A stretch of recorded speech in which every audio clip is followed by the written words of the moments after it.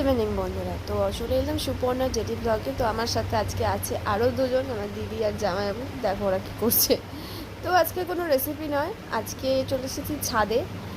তো আজকে বিকেলটা খুব সুন্দর, তো ছাদে এসেই দেখছি এরকম জঙ্গলের মধ্যে দুটো গাঁদা ফুল ফুটে উঠেছে। তারপরে আমাদের ছাদে চারিদিকেই গাছ লাগানো, এইদিকে অনেক সুন্দর সুন্দর ফুল ফুটেছে।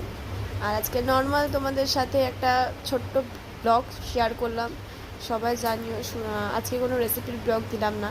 এদিকে আমাদের এপাশের আম গাছে আম হয়েছে, এগুলোরও রেসিপি তোমাদের দেখাবো অবশ্যই। তো এপাশে এটা যেটা দেখছো সেটা শ্মশান, আমাদের বাড়ির পেছন সাইডে।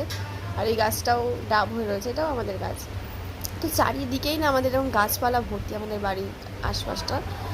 তো এদিকে আবার এই পাশের গাছেও দেখো পুরো ভরে ভরে আম হয়েছে।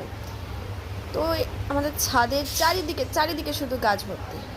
তো বিকেলটা খুব সুন্দর কাটলো, এইটুকুই দেখাচ্ছিল। দিদি জামাইবাবু এসেছিলো। আজকের ব্লগটা এখানেই শেষ করছি, টাটা।